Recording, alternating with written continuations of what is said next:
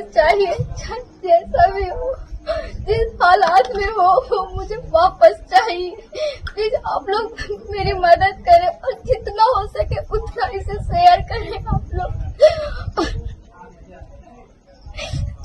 भारती और हम अभी हैं गया में, वही गया जो कि मोक्ष की धरती है, भूत की नगरी है। भूत की नगरी से एक गया का लाल पढ़ने गया था बिजनेस की पढ़ाई करने के लिए चाइना, लेकिन उसकी संदेहास्पद मौत हो जाती है। 29 तारीख को रात में कॉल आता है अचानक इनके पिताजी पर कि आपके बेटे का डेथ हो गया। आखिर यह सवाल क्या है? ये सवाल बनकर बुझी कहानी की तरह रह गई है। जानकारी लेने के लिए, उस परिवार से मिलने के लिए, उसके बहन से मिलने के लिए, उसके पिताजी से, उसके माँ से मिलने के लिए, आखिर इस घर में दर्द का एक पहाड़ टूट पड़ा है। लेकिन कोई शासन, प्रशासन, मुख्यमंत्री, प्रधानमंत्री, पीएमओ कोई भी अभी तक सुधी लेने नहीं आया इस घर तक, जहां तक अभी तक है। यहाँ तक कि मीडिया में भी खबर चल चुकी है, लोग जान चुके हैं, लेकिन अभी तक कोई भी शासन, प्रशासन अभी इस पर खबर नहीं लिया है। मामला अंतर्राष्ट्रीय मामला है। यह मामला सिर्फ बिहार राज्य का नहीं है, देश का नहीं है, बल्कि अंतर्राष्ट्रीय है, चाइना और भारत के साथ जुड़ा हुआ है। अभी तक कोई भी दूतावास से इनको कोई सूचना नहीं मिला है। यह आवास है और इनके तमाम परिवार आज यहाँ पर देखिए किस स्थिति में बैठे हुए हैं, अपने बेटे को इंतजार कर रहे हैं, पूरे परिवार के साथ में यहाँ पर बैठे हुए हैं। नाम है उसका नागसेन अमन।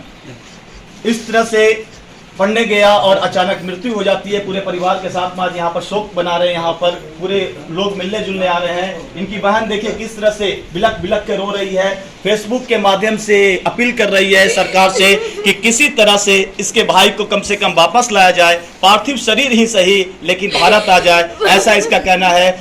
क्या हुआ आपके भाई के साथ में, कुछ आप जानकारी दें। ऐसा कुछ सूचना नहीं आया कि क्या हुआ, फोन आया था पापा जी के पास, आपका बेटा नहीं है। ना तो उसकी तबीयत खराब थी, ना तो उसकी कुछ भी हुई थी। मेरी उससे अच्छी खासी बात हुई है। उसके बाद उसका फोन ऑफ आ रहा है। उसने 24 तारीख को मैं मैसेज की हूँ, उसमें टिक हुआ है, लेकिन वो मेरी बात को सुन नहीं पाया। उसके नेक्स्ट डे से फिर उसका फोन ऑफ है, फिर कोई बातचीत नहीं हुई है ना। ये माता जी हैं, माता जी काम करते हैं सरकार से। हमको वापस चाहिए, हमको वापस भेज दीजिए बेटा को, काम करेंगे। तो बॉडी वापस चाहिए, हमको बोलिए जा दीजिए। देखिए पिताजी हैं कि हॉल में हैं। मैं चाहूंगा कि आप सरकार से क्या मांग करना चाहेंगे। नागसेन अमन के पिताजी हैं। हमारा सरकार से यही मांग है कि किसी तरह से हम लोग मृत शरीर हमारे पास आ जाए। सरकार से हम एक गुहार लगा रहे हैं कि हमारे पुत्र को आप किसी तरह से वहाँ से हम ले आए इंडिया। वो मेरा ही पुत्र नहीं है, पूरे भारत का, वो भारतवासी है। सिर्फ मेरा पुत्र नहीं है, वो भारत के लाला है, भारतवासी है। एक ही लाला लोग तीन भाई हमें पूरा खानदान ने बस दिया। मेरे बेटे को मार दिया उन लोग। मुझे मेरा बेटा चाहिए, किसी भी हालत में मेरा बेटा चाहिए, बस मुझे मेरा बेटा चाहिए। उसका डायरेक्ट कैसे फोन ऑफ हो गया? उसकी तबीयत भी खराब नहीं थी, कुछ नहीं हुआ था उसको। सडनली उसका फोन ऑफ हो गया और सडनली वहाँ से फोन आता है कि उसकी डेथ हो गई। ऐसे कैसे? मुझे मेरा बेटा चाहिए बस। सरकार से आप क्या मांग करना चाहते हैं, चूंकि हम मामला अंतर्राष्ट्रीय है? मेरा बेटा चाहिए मुझे, चाहे वो किसी भी हाल में मेरा बेटा चाहिए मुझे।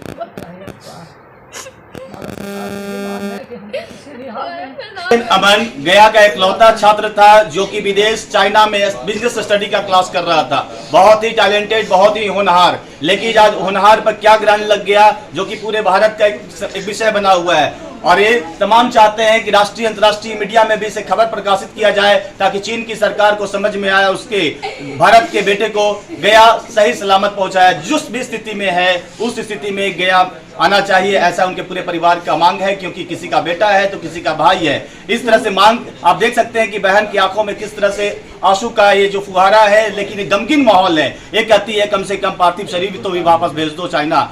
देखिए अब क्या होता है, इस पर तो सरकार पर नजर निगाह किए हुए पूरे परिवार और यहाँ के लोग ज्यादा चाहते हैं, इनके जितने भी आस पड़ोसी हैं और पूरे गया के लोग, कि गया के लाल को वापस लाया जाए। क्योंकि गया का नाम रोशन करने के लिए, भारत का नाम रोशन करने के लिए, बिजनेस में पढ़ाई करने के लिए वो चाइना गया था, इंडिया का नाम करने के लिए। इसलिए पीएमओ से, भारत सरकार से इनकी मांग है कि चाइना से बात करके, चाइना दूतावास से बात करके जल्द से जल्द इस पर संज्ञान लिया जाए। देखिए पूरा का पूरा परिवार किस तरह से गमगीन है आप देख सकते हैं, और स्थानीय प्रशासन, जिला प्रशासन को भी इस पर कदम उठाना चाहिए, तुरंत कार्रवाई करनी चाहिए। चूंकि यह मामला अंतर्राष्ट्रीय मामला है, इसे हल्के में नहीं लेना चाहिए। चूंकि चाइना ऐसा देश है जहां आप समझ सकते हैं कि वहां इनका बेटा पढ़ाई कर रहा था और अचानक कॉल आता है कि उसका बेटा डेथ कर गया।